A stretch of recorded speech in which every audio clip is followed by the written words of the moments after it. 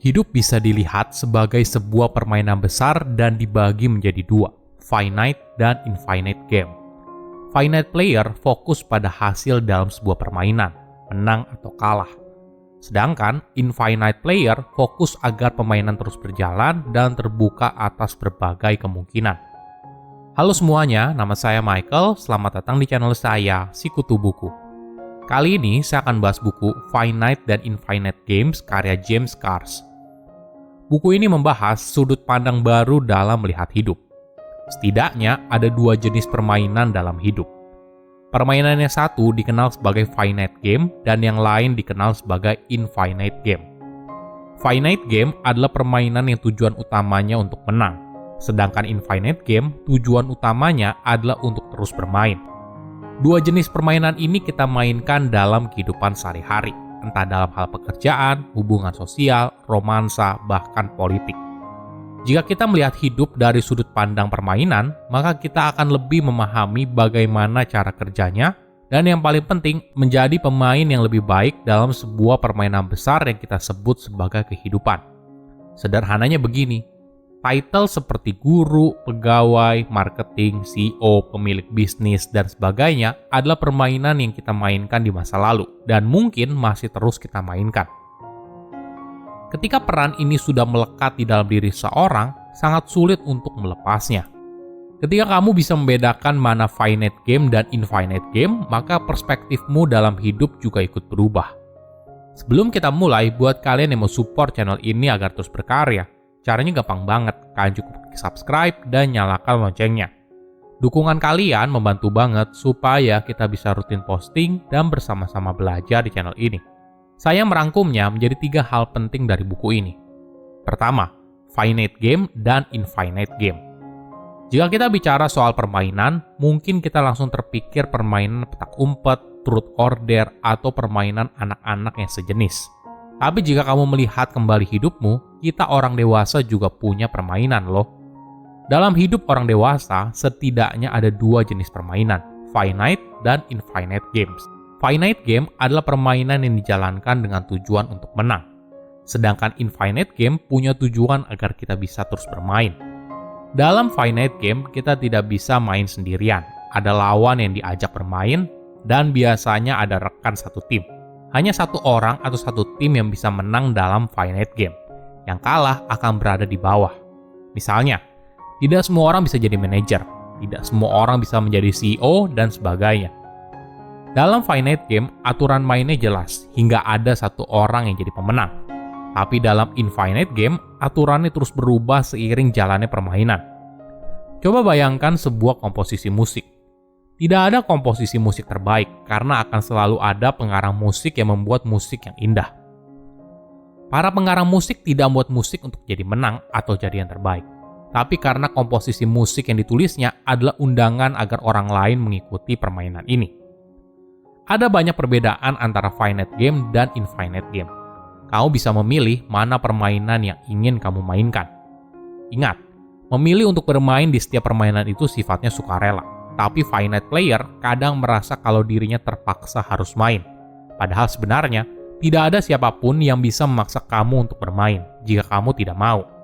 Misalnya begini, kamu tidak bisa jadi dokter apabila kamu tidak melanjutkan pendidikan ke universitas, menjalani program koas, dan sebagainya.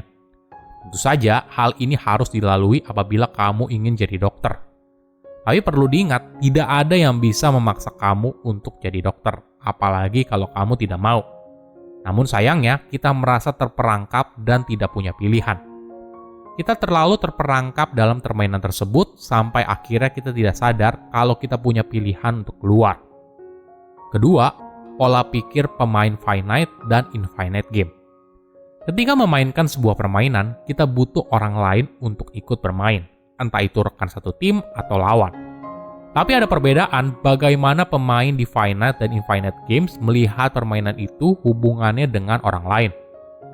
Pemain dalam finite game melihat dunia sebagai sebuah finite game besar yang berisi berbagai permainan kecil, misalnya sekolah atau profesi, di mana setiap orang berkompetisi dengan orang lain memperebutkan sebuah jabatan.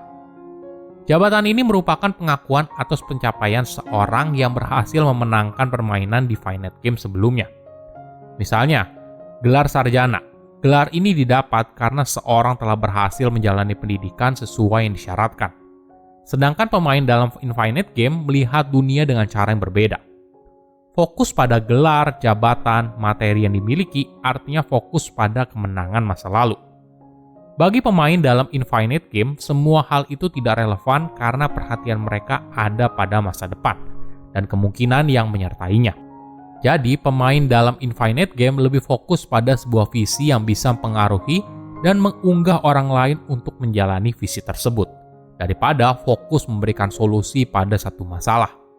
Sebagai contoh, jika bicara soal kemiskinan, pemain dalam Infinite Game tidak berhenti hanya memberikan bantuan bagi yang membutuhkan, tapi juga mencari tahu dari mana akar kemiskinan berasal. Seseorang yang melihat dunia sebagai Finite Game selalu berusaha mendominasi orang lain. Tujuannya hanya ingin menang dan menguasai orang lain. Biasanya, orang ini menggunakan jabatan, gelar, dan kekuasaan untuk menunjukkan kalau dirinya lebih hebat dan orang lain harus tunduk. Perilaku ini sangat terlihat pada Finite Player. Bahkan dalam pembicaraan sederhana, mereka sulit diajak diskusi. Mereka hanya ingin memberikan penjelasan dan meyakinkan orang lain atas kebenaran yang mereka yakini. Di kasus lain, pengetahuan menjadi sesuatu yang harus dimenangkan. Di sisi lain, seorang yang melihat dunia sebagai Infinite Game, percakapan adalah sebuah interaksi berdasarkan memberi dan menerima, di mana mendengarkan sama pentingnya dengan berbicara. Infinite Player tidak menganggap apa yang diucapkan adalah kebenaran mutlak, melainkan mereka melihat lawan bicara sebagai seorang yang memberikan perspektif baru. Jadi mereka menerimanya dengan pemikiran terbuka. Ketiga, Finite Player dan obsesinya pada masa lalu. Apakah masa lalu penting buat kamu? Finite Player selalu terobsesi pada masa lalu. Maklum saja, Finite Game memang didesain di masa lalu dan untuk masa lalu. Misalnya begini, jika kamu terlahir sebagai anak tertua laki-laki dari keluarga yang kaya raya, maka sebagai Finite Player, kamu pastinya berperilaku seperti penerus keluarga, menjaga harta yang sudah diperoleh dan reputasinya. Coba bayangkan psikologi di baliknya. Finite Game adalah soal menjadi pemenang, menjadi nomor satu. Finite Player punya dorongan dalam dirinya untuk membuktikan siapa dia. Seberapa sering seorang Finite Player menang atau kalah itu tidak relevan, karena dirinya terobsesi pada masa lalu, di mana dia melihat dirinya sendiri sebagai seorang pecundang. Kenapa? Karena jika dia tidak terobsesi pada masa lalu, maka dia tidak akan bermain dalam Finite Game di awal. Contohnya begini, kamu berada di sebuah tim sepak bola. Kamu dianggap sebagai beban dalam tim. Maka kamu kemungkinan besar berusaha maksimal mungkin untuk jadi jago demi membuktikan kepada mereka kalau anggapan mereka itu salah. Tapi sayangnya, tidak peduli seberapa sukses yang telah kamu raih, kamu masih merasa kalau diri kamu masih menjadi pecundang yang sama. Karena motivasi inilah yang membuat diri kamu sukses. Infinite Player melihat dengan cara yang berbeda. Mereka membebaskan diri mereka dari jeratan masa lalu. Mereka berdamai dengan masa lalu dengan mengakui kekuatan dan kelemahan yang ada. Bagi seorang Infinite Player, masa lalu adalah sejarah dan bukan penanda masa depan. Karena masa depan berisi begitu banyak kemungkinan. Silahkan komen di kolom komentar pelajaran apa yang kalian dapat ketika baca buku ini. Selain itu, komen juga mau buku apa lagi yang saya review di video berikutnya. Saya undur diri, jangan lupa subscribe channel YouTube Sikutu Buku. Bye-bye.